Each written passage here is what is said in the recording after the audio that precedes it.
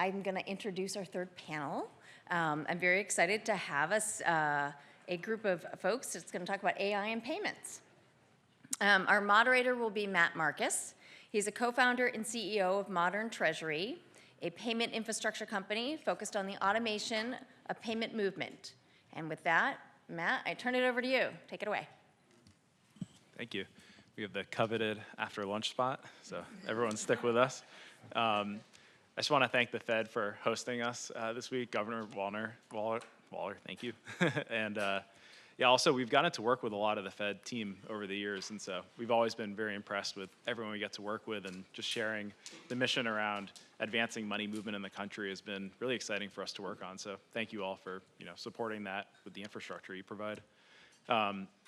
I'm the co-founder and CEO of Modern Treasury. We're a payments infrastructure company that works with fintechs, startups, public companies to help them automate money movement. And so we work with companies that provide critical infrastructure to the economy across all different sectors: real estate, healthcare, education, payroll, so forth.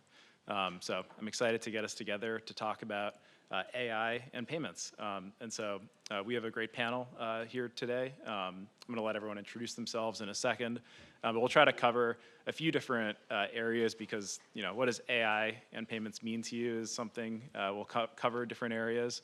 We'll talk about agentic commerce a bit. That's a big theme of the day, so we want to make sure to get in there. We'll talk about fraud, which is always top of mind, especially with AI. So want to make sure we talk about how companies are thinking about that, how you can think about that.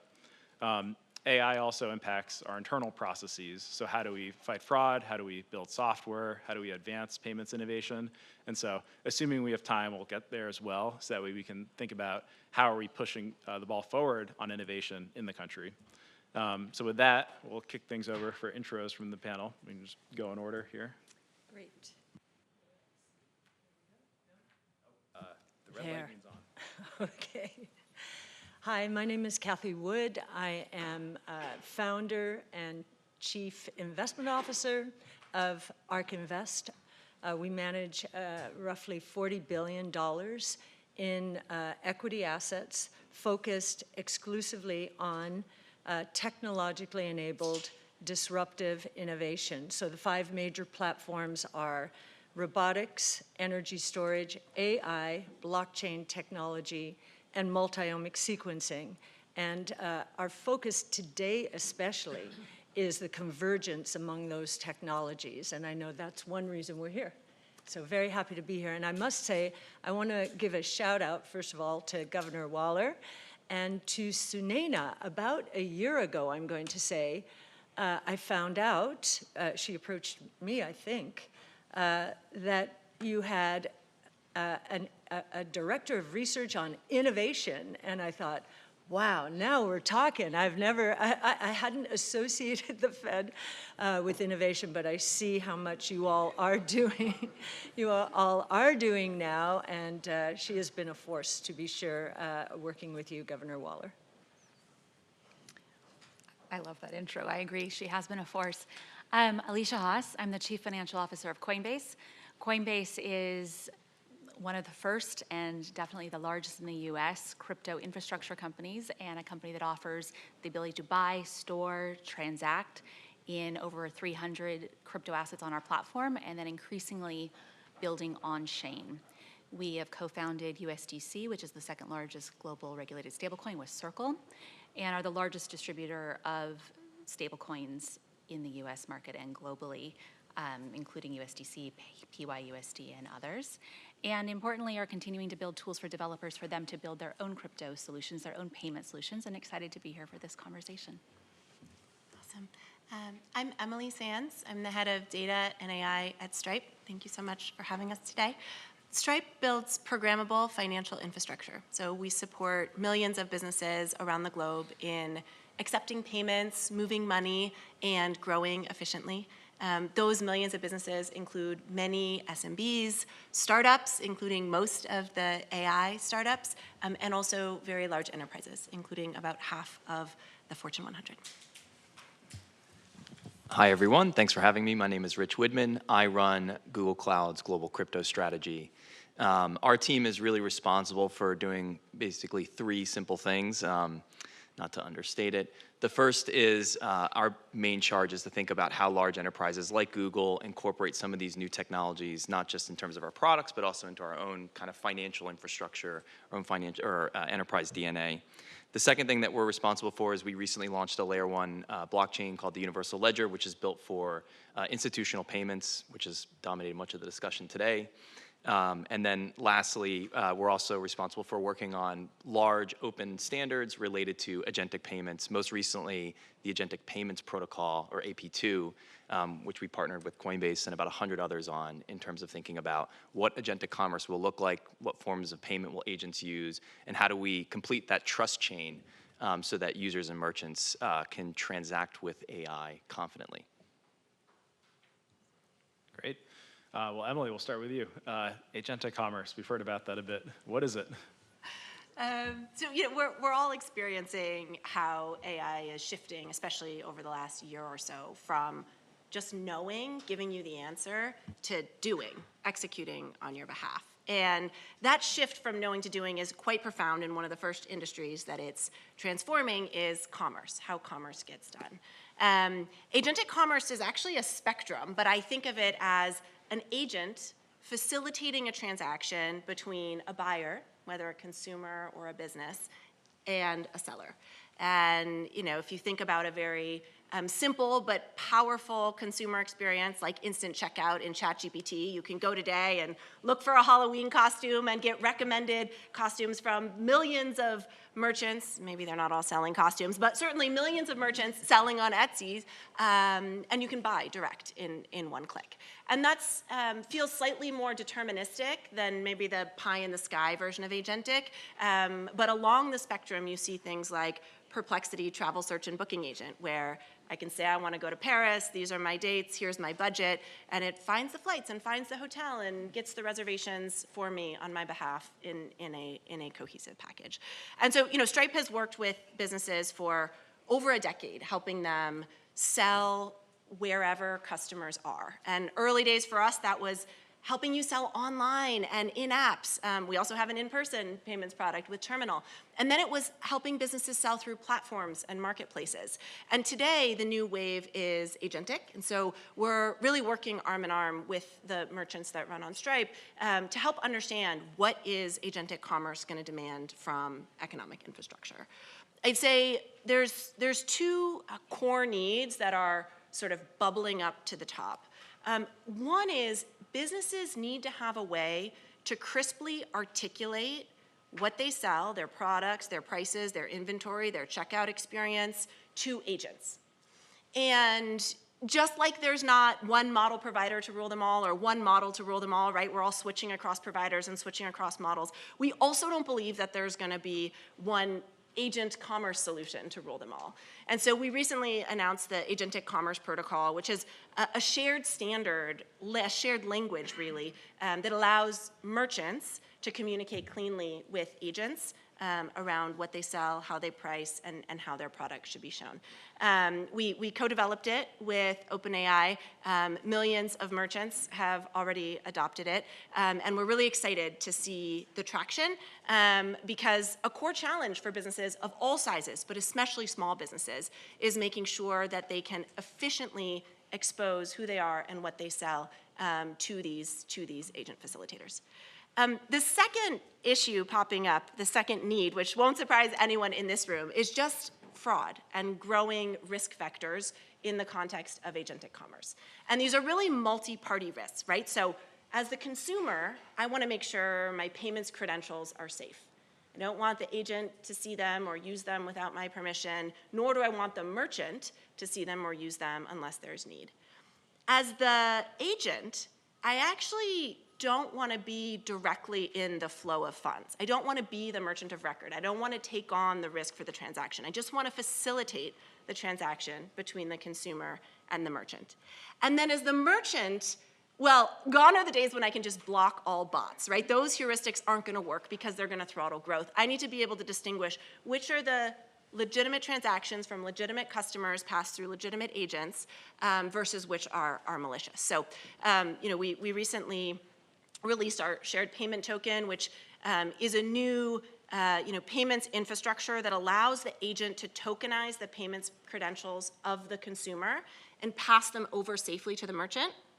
And as those tokens are passed over, they include fraud scores. The same fraud scores from our Radar product, which has been around for over a decade, to help the merchant understand the validity and credibility of that transaction. So, again, early days, I think as we move down the spectrum of I'm just buying a Halloween costume in ChatGPT to I'm really unleashing agents to go do, most of my day-to-day commerce for me, we'll continue to evolve the protocol, we'll continue to evolve the underlying infrastructure like the shared payment token.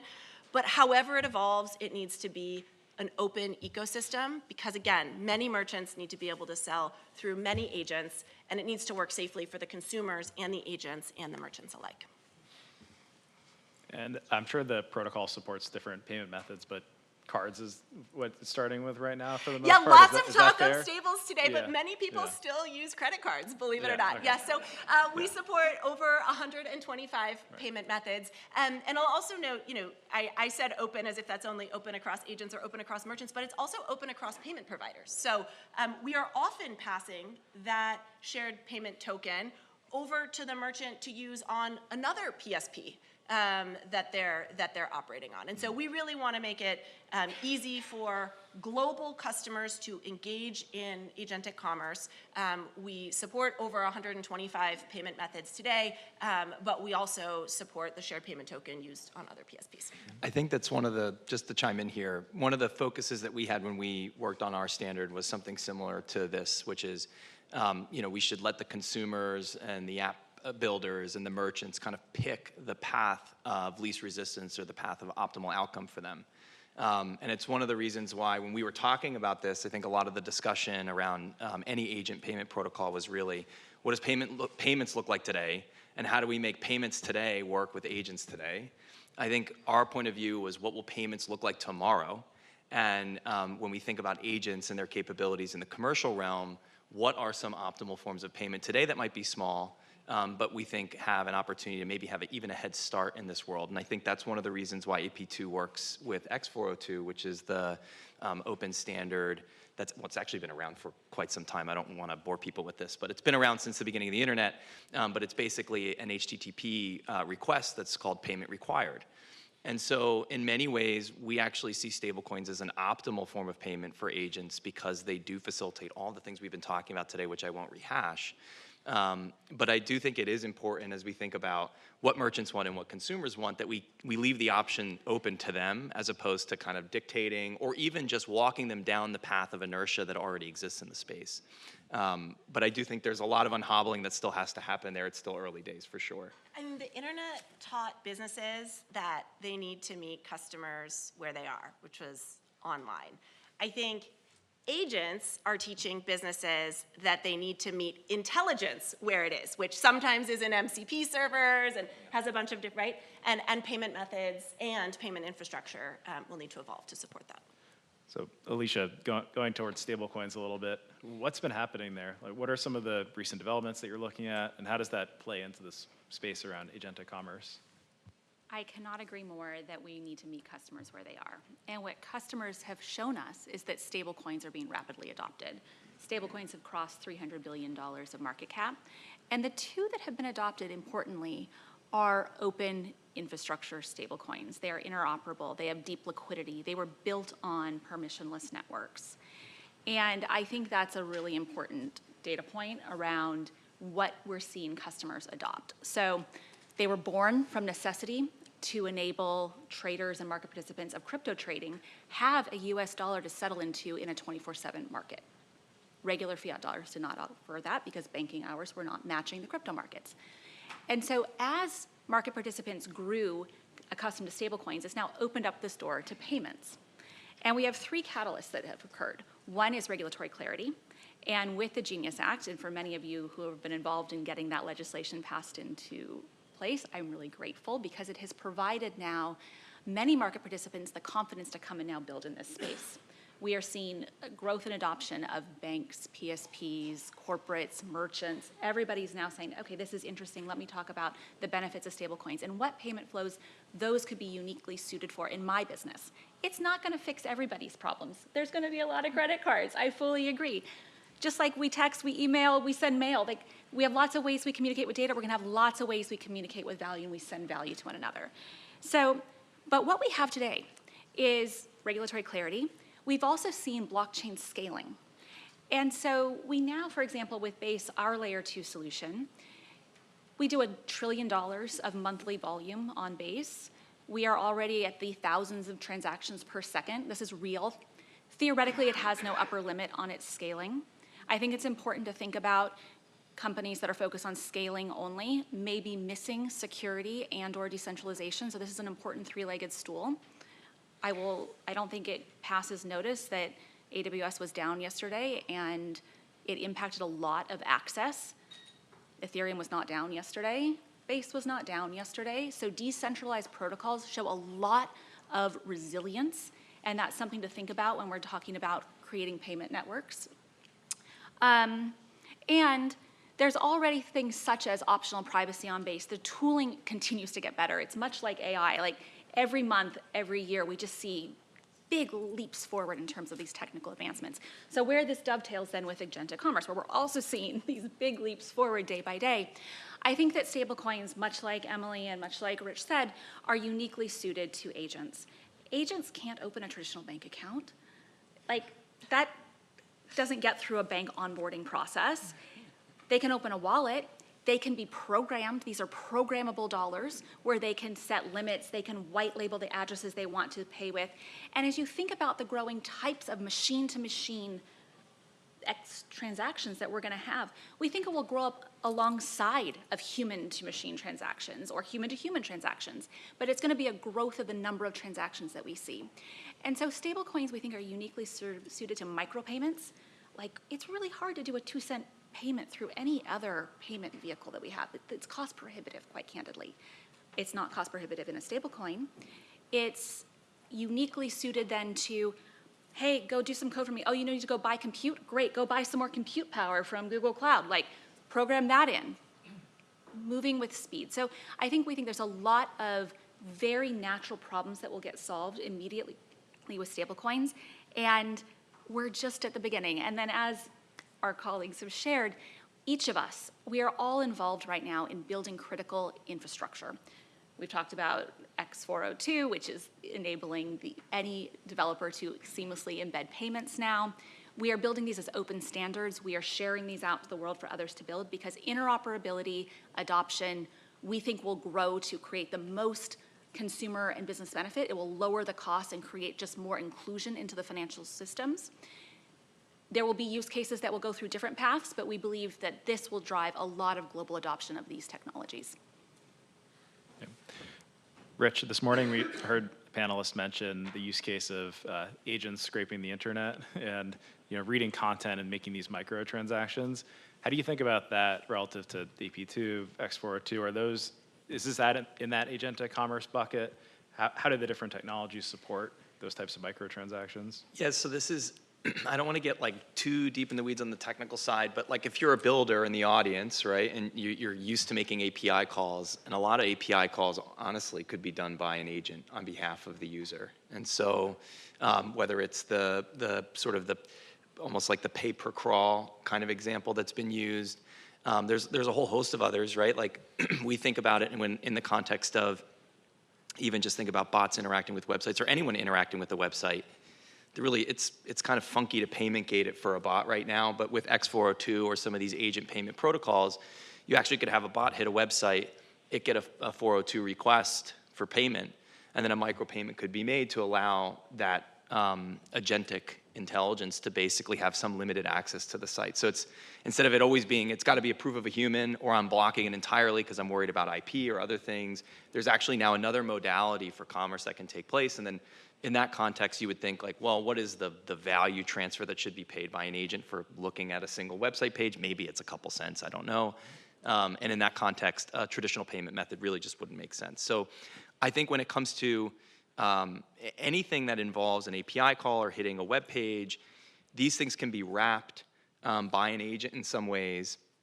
and then served either to other agents or users who want to interact, and having a common protocol or standard with which they can make a payment, I think is really important. Otherwise, you're just going to end up with really just a bunch of bad phone calls between agents or people and agents trying to get access to a website and saying, oh, well, I only accept this, and you haven't sent me the standard payload I'm required in order to authorize this payment. So I think it's really just about that script. The other thing that I see as an opportunity here is really thinking about how people browse, right, and like the buying experience generally. And so in many ways, I think the agent that we're used to interacting with of yesteryear is this little chat bot that like you go to the insurance site or you go to the Reebok or the Nike website, and those things are pretty much useless unless you really hate this merchant and you want to yell at them and like you're like, I just want to talk to somebody, you talk to the chat.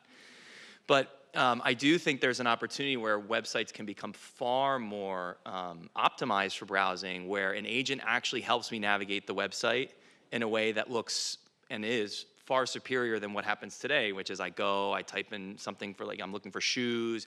It gives me a list of shoes that are for men, size 10.5, and I'm just going through very slowly. You could have a personalized experience that I think agents will unlock where it sort of is doing the hard browsing for you and surfacing up options that it thinks you'll want. So again, that's a situation where the agent is playing a role either by helping the user interface with a system, a website, or with an API of some kind, and then enabling new forms of commerce entirely, right? So the example of the browser looks exactly like what it is today. It's just an agent optimizes it. But doing API calls wrapped by an agent looks very different than what it looks like today. Usually developers are getting an API key. They got to go to the website, they put their credit card in, they get the API, they go back, put the API key in their coding dashboard, then they access it. And that's just a really clunky experience for things like data or any news feeds, pricing feeds, and things like that. So our view is that it will accelerate in many ways the proliferation of apps that contemplate, we'll call it agentic workflows or machine-to-machine interactions, but it will also optimize what I would consider to be like human-to-digital interactions or human-to-web interactions in a way that perhaps is probably a little bit more real for folks in this audience as opposed to the developer ecosystem. So we heard a little bit about credit cards and stable coins, and then the base infrastructure. We're at the Fed, so I'm remiss not to mention FedNow and then the work there also, because we've been doing quite a bit of work on FedNow and the real-time payment schemes at Modern Treasury. And so I think even there too, when we think about agentic commerce, there's potential as those rails progress around the information that's encoded in the payment rails, the request for pay standard, potentially coming into some of these experiences, opening up other payment methods for the agents. So I think a central message here is there are different rails available for agentic commerce. It's not just any one of them, but there's high standards for what the rails need to support. For Kathy, I was hoping you could talk to us about why this all matters. So why is it good for society, the economy, if we have more commerce going through agents? Yeah, and I'm learning a lot. Thank you. Oops, here we go. Learning a lot. So thank you to the panel. It increases my confidence that real economic growth, real GDP growth is going to accelerate. We have had a thesis for some time that productivity gains are going to drive real GDP growth much faster than anyone dares think. And I'll just give you a quick reason. So if you look at, and bear with me a moment, if you look at the period from 1500 to 1900, there really wasn't any innovation. And according to our chief futurists' analysis, working with academia and so forth, real GDP growth globally in that period was 0.6% per year. This was global. Then we had the Industrial Revolution, so three major innovation platforms back then: internal combustion engine, electricity, and telephone. Real GDP growth with that revolution, and that's the last technology revolution, true technology revolution, cutting across sectors. Real GDP growth increased from 0.6% to 3% for the last 125 years. We believe that with the breakthroughs like this one, and the productivity gains, because that's really what you're talking about, that are being unlocked here, that real GDP growth in the next 5 years will accelerate to 7% plus. And productivity gains, of course, now that's a global number I'm talking about as well. Productivity gains, knowledge worker productivity gains are the biggest reason. You know, we see productivity gains shifting up into the 4 to 5% range, if not higher. So this definitely increases our confidence. I love the open source movement and how, you know, I remember in earlier days in tech, and I've been around a long time, there were fist fights at this moment in the evolution of new technologies. We've learned not to do that, but learned about programmability, interoperability, open source. So again, it's increasing my confidence that the productivity gains that we are projecting coming out of the 5 platforms I discussed with blockchain technology and AI, 2 of the most important, it increases my confidence that these growth expectations will be realized.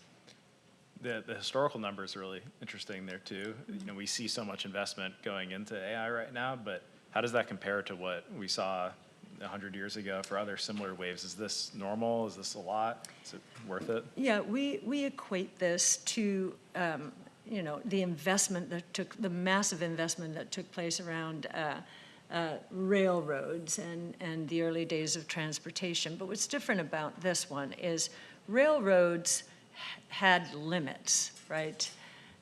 Intelligence and imagination does not. And so we are looking at investment dollars. I know the big question is this another tech and telecom bubble? We do not believe that at all. First of all, back then, the seeds for what we are enjoying now had been planted during the 20 years that ended in the tech and telecom bubble. They were seeds. There was too much capital chasing too few opportunities too soon.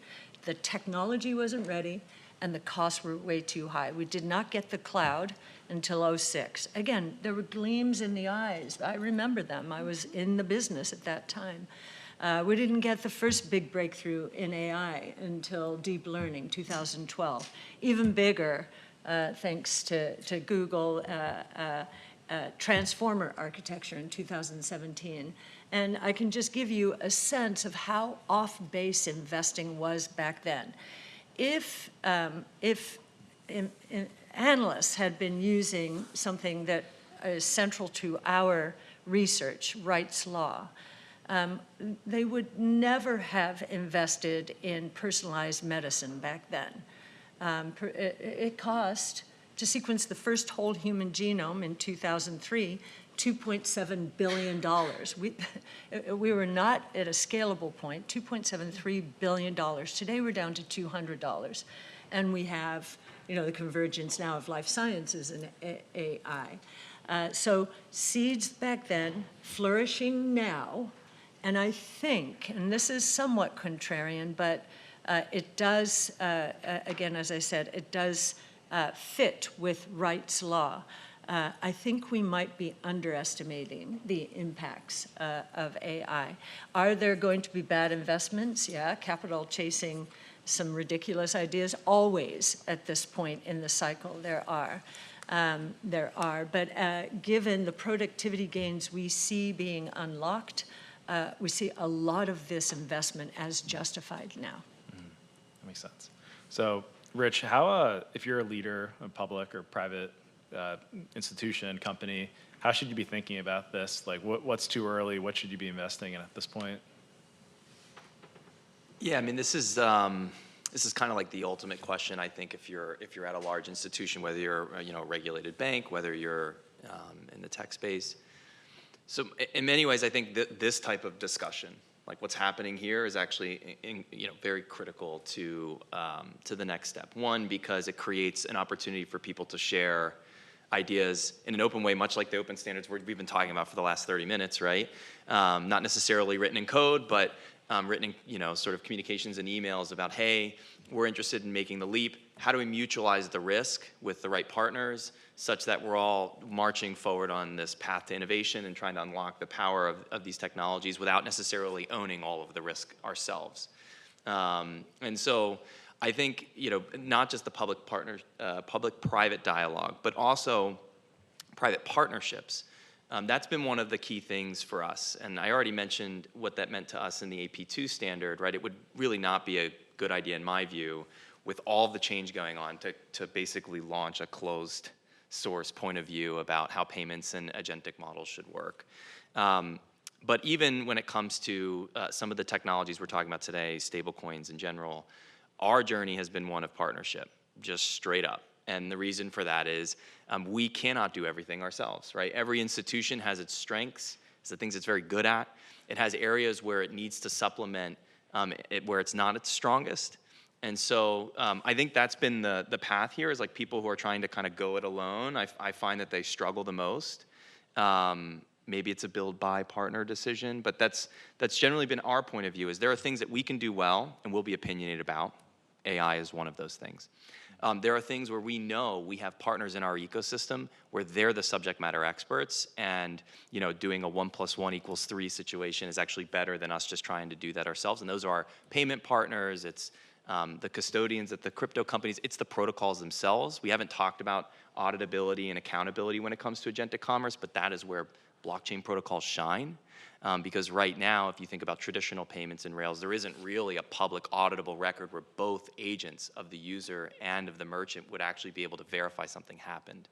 And so that's, we are trying to work through that layer cake, offer our own technology where we think we have a strength, and then pull in partners where that works. I think that's actually, probably we all agree with this on the panel, is that there's some things that we can do on our own, and then there's some things where we're a little bit better together. And I would just encourage all of the companies to listen to their customers. What we're seeing now is that customers are really demanding the products and they are seeking the benefits. And so listen to your customers, what do they need, and then serve them in the best build-buy partner way that you believe that is best for your company. Yeah. Talking to customers, always the always. best of this. Customers Yeah. always right. Yeah, customers always right. Kathy, how do you think, for folks here from the public side, how should they be thinking about accelerating this innovation? What's important to support the ecosystem as it's in this moment?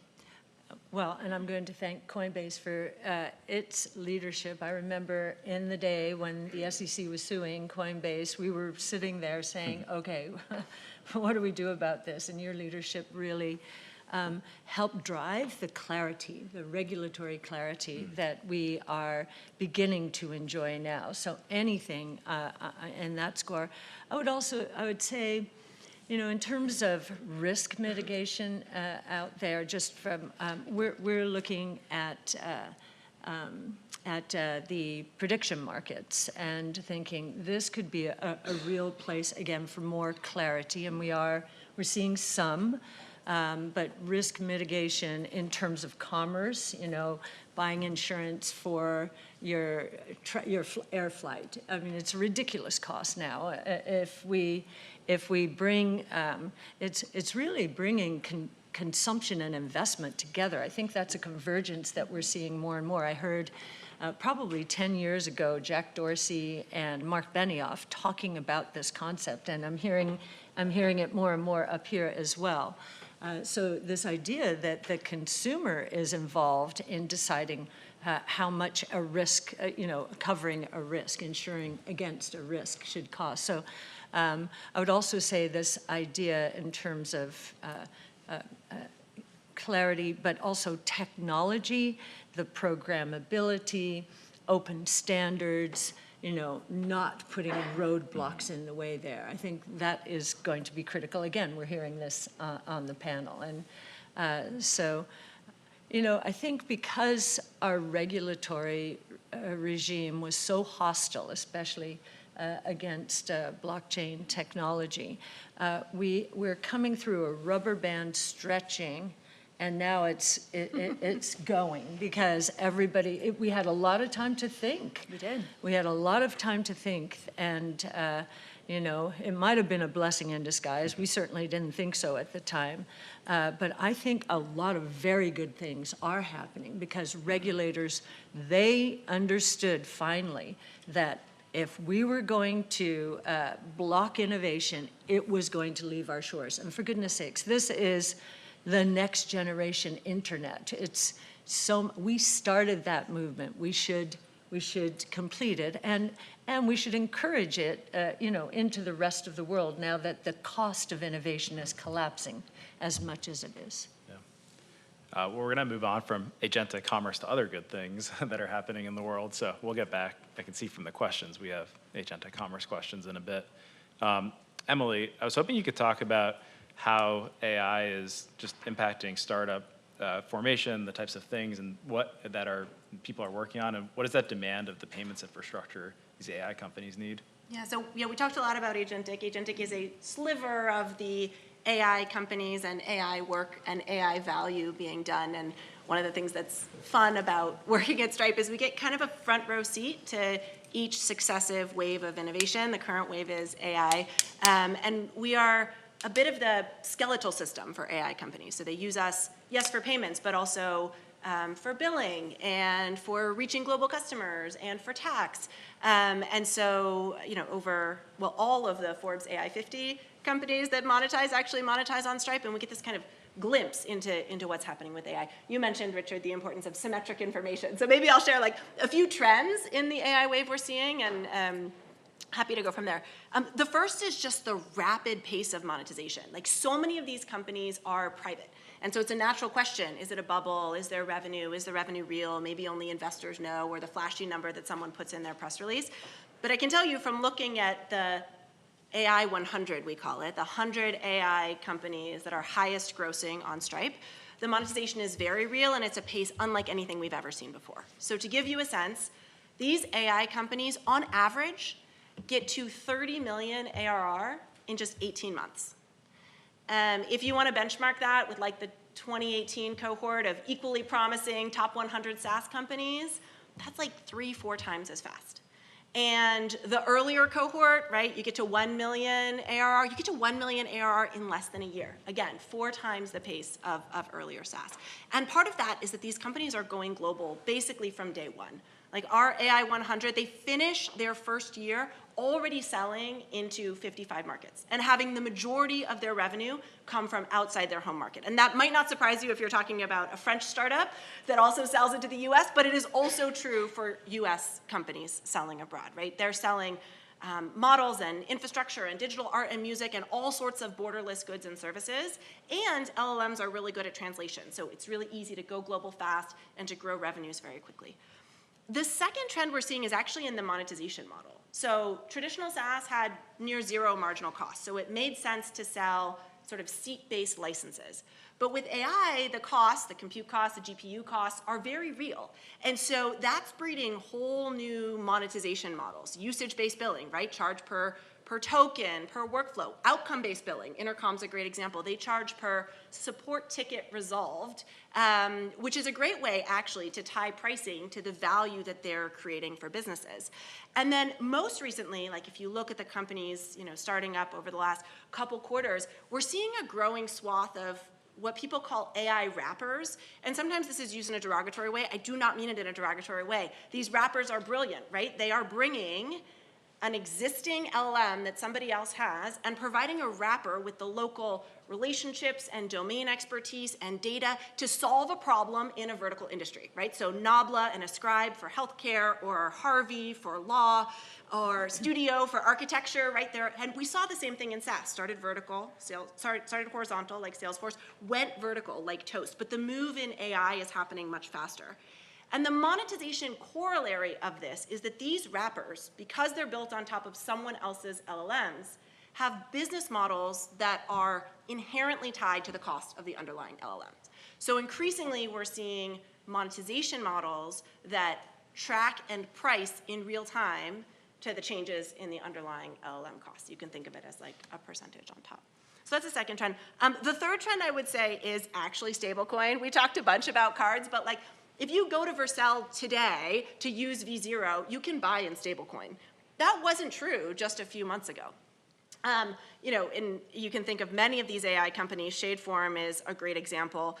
They're a GPU marketplace. They're selling internationally, right? So ACH isn't an option. And they have high dollar costs, like you're talking thousands of dollars in your transaction. So international cards are pretty unsavory. You get hit with a 4.5% fee, and you're likely to be declined at that size. So 20% of their revenue today comes from stablecoins. And we actually ran an experiment with them and learned that half of that 20% is fully incremental. As in 10% of that business would not be being done at all if stablecoins were not available because those buyers did not have access to another payment credential that was relevant.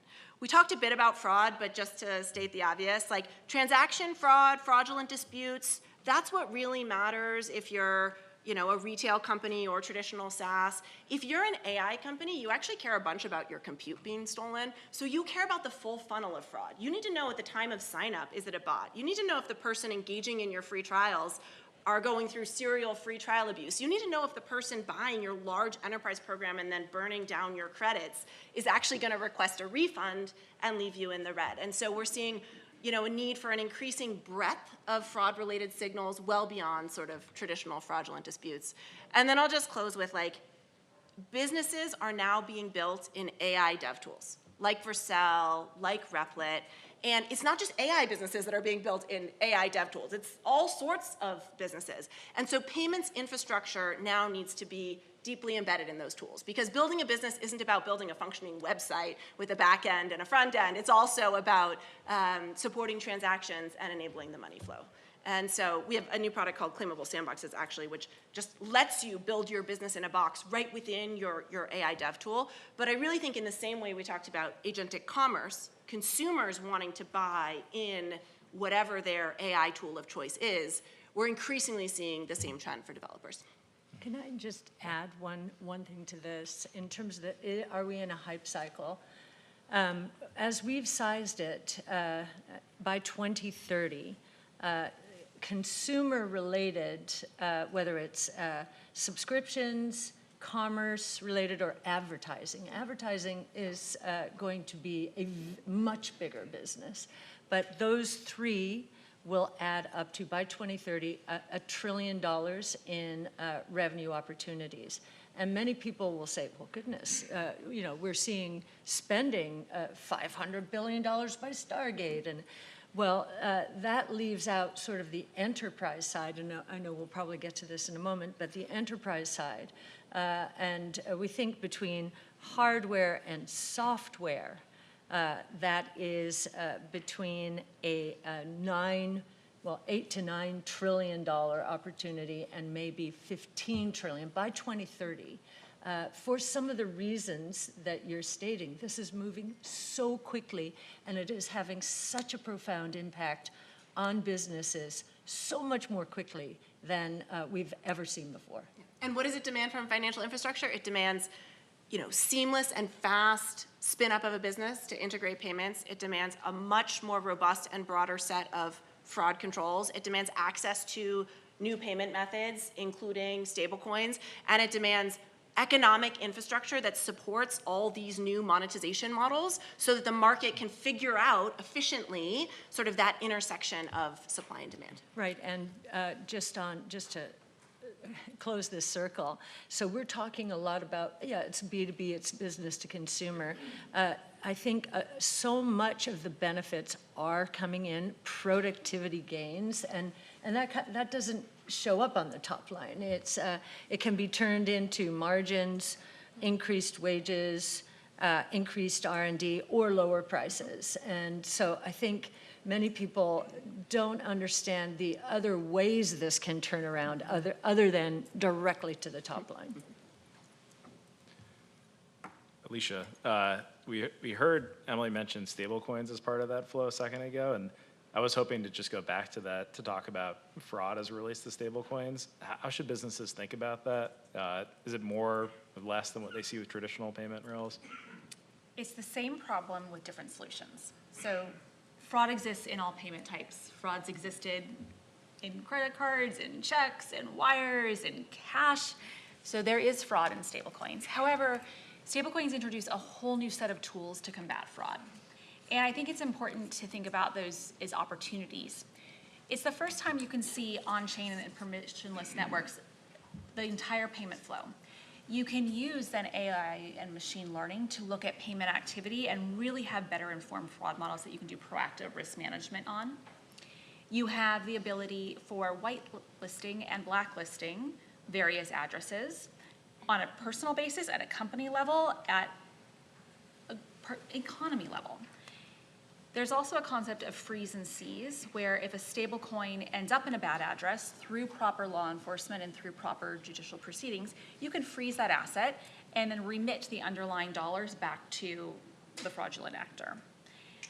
The other thing with merchants is these are final. There's finality in these payments. There isn't a concept of chargebacks with stable coins. And so from a merchant standpoint, this is a benefit to them. You can still then have different processes to then have reimbursement. But the key here is the tools only get better. As I mentioned earlier, this technology continues to evolve and build. And we are in the earliest days of looking at what fraud prevention is, but we actually see less fraud, quite candidly, on our own systems coming from stablecoins versus from traditional fiat. The other benefit, just to Kathy's point that I wanted to add on, is in the spirit of where the value accrues, the efficiency of building with AI and with blockchain is just a brand new paradigm of efficient build. And just a quick anecdote, in looking at reconciliations and making sure that we are then ensuring that the transaction was legitimate, my own team can reconcile our crypto transactions, one person, half a day. It's basically all automated. It takes a team of 15, like 3 full days to reconcile our fiat transactions with all of the payment. So your back office costs, your settlement risk, you just take a lot of risk of settlement and risk of reconciliation out of the back office that accrues to the bottom line. Does that With end up, stablecoins and- that ends up helping you just build more at the end of the Correct. day? So, I mean, Correct. Coinbase pushes out a lot of product. It Seems like does. this probably helps. It's all about efficiency, productivity gains. We can see by the end of the year, half of our code will be written by AI bots. And so that's the equivalent of almost doubling our R&D workforce. Crazy. Wow. Yeah. Kathy, I'm sure you want to touch on that. I mean, Oh, no. what are the implications of that? I mean, there's a lot more innovation being driven by AI-assisted engineering teams, a lot more Yes. R&D there. What was the result of that at It's the end the of the first, day? yeah, sorry, Matt. Go ahead. It's the first place we saw how provocative the productivity gains were going to be. And that as we were doing our forecasts, we were having to raise them, as some of the early building blocks came through. So, and it got us to thinking more about that GDP growth number. Yeah. The productivity gains, again, can be turned around in so many ways to drive real GDP growth. So this panel is increasing my confidence in that forecast. Yeah. Awesome. Well, I think we can move on to the Q&A. Just a reminder, folks can pop questions in here, and I'll take a look as we go.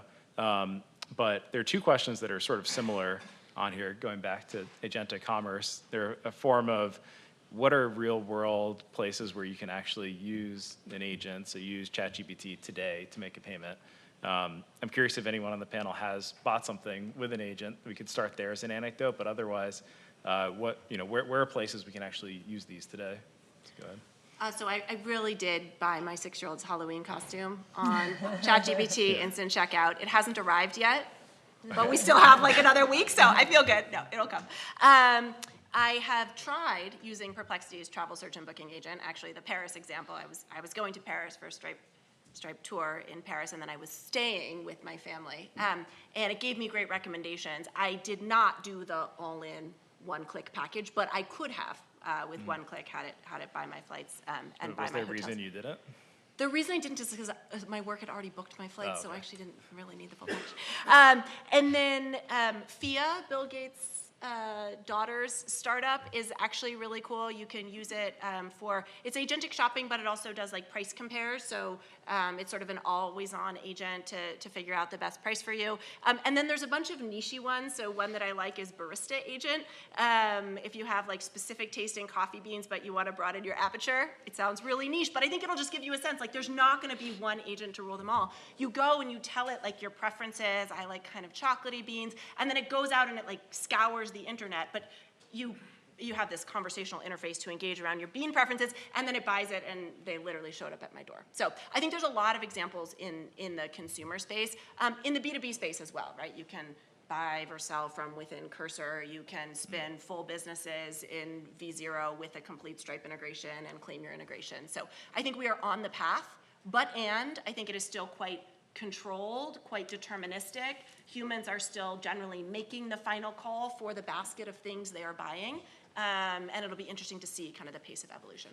Yeah, I think it looks a lot, it feels very similar to me when I was younger and buying things on the internet, and you're like, I don't know if this is actually gonna get here or not, but I hear this is really cool, and my friend said that they ordered it and it showed up. And I think it just will take time for consumers to build, again, we go back to this point of trust, but also these behavioral patterns around shopping with agents. What we see is very similar to what Emily said, right? We see a lot of what I would call paved roads already that kind of unhobble some of these issues that I think we've kind of spotted throughout the panel, where more work needs to be done. But there is a ton of interest. One of the demos that we did live, actually I think it was on stage at one of the Coinbase events, was somebody basically using their agent, their Gemini agent, kind of troubleshooting an issue in their house, which is, for any of the dads here, this is probably something that's near and dear to your heart, at least it is to mine.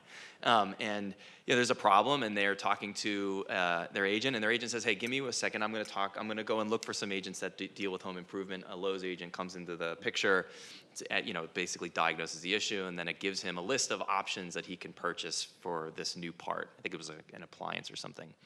And you can actually, the way that we do these demos is we unpack it so you can actually see the messages between the agents, and you kind of almost get to look inside the transactions themselves. In a consumer context, you're not going to see all of that. It's going to be abstracted away. But just in that demo and in that work stream, you can start to see merchants are realizing how much it will increase the velocity of consumer transactions. It's also going to change the patterns of consumer behaviors, right? Are they thinking about big box stores, or are they thinking about showing up here? And what I will say is every single merchant we talk to has an agentic commerce strategy, because they realize that people are no longer necessarily going to be walking into the stores, but maybe accessing their website via an agent of some kind. I think the other area where I see it that we've started to tinker internally, and shout out to some of the stable coins that we use like PYUSD, is actually playing around with treasury management. That's a really nice safe space because you're within the four walls of your institution, but you can have agents essentially move money from cost centers without really, again, exposing yourself to what I would say is all the real world counterparty risks that might be involved in a B2B transaction. And so those are the types of examples that I think are quite interesting, and probably we'll see more folks work on this. But I have to say, in the crypto space specifically, there are teams that have run at this 1,000 miles an hour, and I know there are teams that already today you can use their agent. And by the way, you bring your own agent if you want, to buy things on Amazon, order snacks for the office. And that, I think, is, again, they're doing, I would say, all of that unhobbling work that it takes a lot of time, but we're going to start seeing people do that at an aggressively faster pace. I think the merchants will try and meet them in the middle as they see consumers prefer this path. I'll just add on, in crypto, you can have an AI financial advisor that goes and buys crypto, buys the dip, manages your wealth portfolio in crypto, executes all your transactions, and we have a lot of employees internally who will test the bot against their own investments. And so they'll be on chain saying, did I buy the dip right? Did I invest in the right dollars? So it is moving very quickly, and I think that you will see use cases expand. And I agree with Emily, there's going to be multiple agents that serve multiple use cases, and I think that consumers really are going to lead this wave, and then you're going to see businesses follow up with products and services to augment and support them. And I'll just add one thing there. That's very important because we think the consumer is going to move much faster than enterprises. Many people think this is about using tools in enterprises. No, it is not. It is about reimagining, reconfiguring your business. That is going to take time. You work with Palantir. We're only 70 people, and we're working with Palantir because I feel like this is so important and such a big opportunity. And we're doing this kind of away from the CTO. He's involved in it, but it has to be kind of orthogonal because the whole opportunity is orthogonal. So the MIT study that came out a month or so ago saying, hey, nobody's seeing productivity. This is going to be hard work to set up and really transform. It's going to take time, especially for the large enterprises. It's actually, there's a question about what are the labor economics implications of these productivity gains? Are they offset? So it sounds like initially not as much, but over time, much more so. What's very interesting, and we're experiencing it in our own firm, you know, I thought we wouldn't be hiring many people, but we're hiring more people now. Why? When I go to the finance team, for example, why? This is the easiest thing to automate and with AI. And the answer is we don't have time. So we're hiring very young people who are AI natives, forget digital natives, AI natives, coming in and empowering them to make this happen. So, but in terms of labor, I think there's a bigger question. The history of technology is it is a net job creator. Sure, there's displacement, but boy, talk about the best time this could happen. Baby boomers, I think, are retiring. I'm not sure if this is quite the right number, 1.3 million per year. We have immigrants, let's just say the immigrant population growing much less rapidly and maybe shrinking in here. And so, you know, you hear about truck drivers, you hear about transportation, you know, hair on fire, you know, that's such a big employer. They are, you know, these businesses are being hurt by a shortage of labor. So we think, you know, if you put into OpenAI or Grok, one of them, what jobs are going to be created in the next 5 years by AI? And you'll have to prompt a little further and say, we want you to use futurists, science fiction, sure, strategists, economists, technologists, all of that. You'll come out with a huge list of jobs. I highly recommend it. Yeah. Another question we have here is, how is consumer privacy improved or at greater risk with agentic payments made with stablecoins? I don't know if anyone wants to take that, or Rich, it looks like you got something. I mean, there's a couple things that I think there's a real opportunity to kind of improve the privacy surface area that consumers have vis-a-vis the merchants, right? So everyone kind of knows the story of they put some information into a website for a merchant or a financial services provider, that individual or that entity has suffered a hack, and then all of a sudden you have this issue. And so you can really start to create ways, and this is where it dovetails really nicely with some of the innovations that are happening in the blockchain and generally the cryptography space. We're experimenting with the idea around basically delegating authority to an agent to reveal certain private information, perhaps to another agent. It could be a user on the other end, without actually having to reveal the credential, right? And this is what we call zero knowledge proofs. Google Wallet now allows you to do this with your digital state ID today for age verification. It's a very simple way to put it is, traditionally we're very used to basically this idea of giving our information to a third party and then they just keep it forever. And the analogy that I like to go back to is it's kind of like you walk into the bar and instead of them just looking at the ID and then they give it back to you and you go get a drink, they hang on to it forever. Even when you leave the bar, they still have your ID. And that's crazy. But that's literally what millions of people do every day. And so zero knowledge proofs kind of create that situation as it should work at the bar, which is they verify your age. In fact, it's even better. They don't even see the rest of the information on the ID. They would just know this person is authorized to be in this location. And then they have what they need from the merchant responsibility standpoint. And you as the consumer don't have to worry about the honeypot risk. So I think that that chain of trust that we talked about at the beginning of the panel has an opportunity to make giant leaps, both as it relates to privacy, but also consumer control along the way. So that's one of the areas that we see opportunities, particularly as it relates to like identifying information or identity. One question we just got, I think we can end on here too, is for Emily, just how do you protect the less tech-savvy users in these types of situations from people who are trying to drain their wallets, get information they shouldn't have? Yeah, so I mean, in the case of Agentic in particular, that Yeah. sounds like. So this comes back to our shared payment token. So we are actually passing over the tokenized credentials needed to make the transaction for the product on the merchant that you have approved, and nothing beyond that, Yeah. full stop. And before the shared payment token, we actually used an approach that's not dissimilar to financial infrastructure-wise, how we approached human agents. So like someone here has ordered from DoorDash or Instacart or something today, right? So if you like ordered from DoorDash, at the time you bought, you provided your credit card information.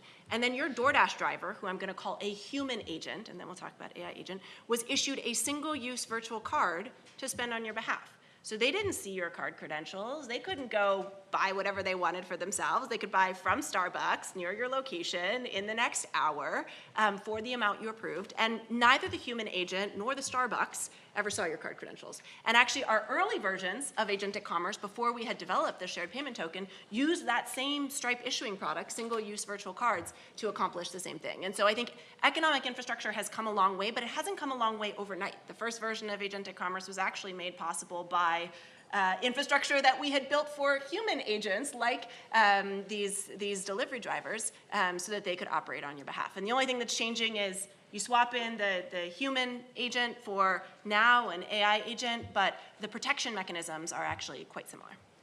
I think the other thing that I'll just maybe say here about consumer safety is there's something in crypto that we talk about, which is building in public. And the benefits of building in public, right? This is something brought up and bringing it full circle to the DeFi panel, right? There are benefits to having these protocols be transparent and visible and auditable.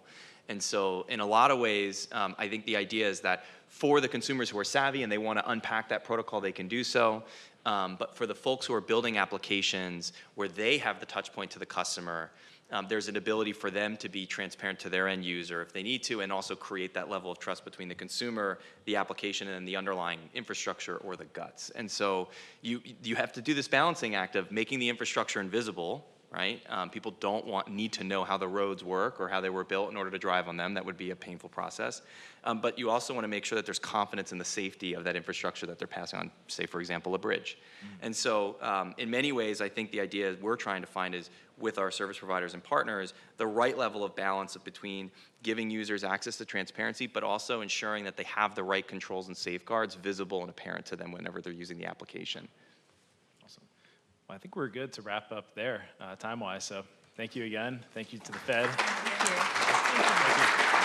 nice to meet you. Great to see you again. I cannot Congratulations our on our panel. next call. So much is happening.